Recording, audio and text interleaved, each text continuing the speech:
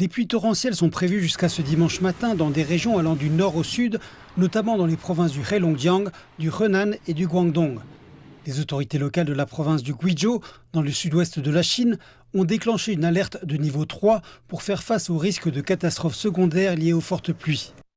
La province a été touchée par de graves inondations plus tôt dans la semaine, mais l'électricité a été entièrement rétablie dans les districts les plus touchés. Les équipes d'urgence sont en état d'alerte maximale pour les prochains jours, tandis que des bénévoles locaux apportent de la nourriture dans la zone sinistrée. Dans la communauté de Gurong, les habitants s'affairent à préparer des centaines de repas chauds faits maison.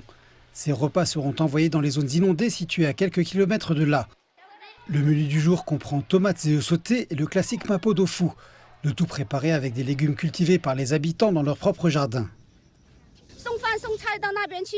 Nous apportons des repas aux bénévoles afin qu'ils n'aient plus à se contenter de pain. Ils sont ici, à Rongjiang, pour nous débarrasser de la boue.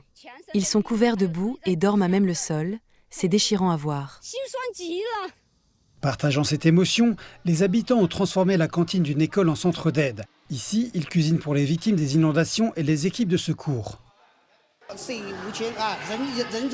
Les inondations ont causé des destructions, mais les gens ont apporté de l'amour. Hier, nous avons préparé 800 repas.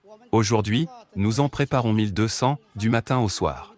Nous voulons apporter notre contribution à ceux qui nous aident et à ceux qui ont perdu leur maison. Les bénévoles ont chargé les repas sur des tricycles électriques et ont sillonné les rues inondées et boueuses pour se rendre dans les zones les plus touchées. Après un long périple, ils sont arrivés à un refuge temporaire. Les habitants affamés les attendaient là, reconnaissant de leur arrivée. J'étais affamée. Ce repas est délicieux. Merci. En temps normal, ce serait un simple repas fait maison. Mais en temps de crise, c'est un geste d'amour et de compassion à chaque bouchée. Nous ne voulions pas être un fardeau. Nous voulions nous débrouiller seuls. Mais lorsque nous avons reçu ces repas, cela nous a vraiment touchés. Cela signifie beaucoup pour nous. Ces repas simples mais chaleureux apportent bien plus que de la nourriture. Ils incarnent la force de l'unité et la chaleur de la compassion.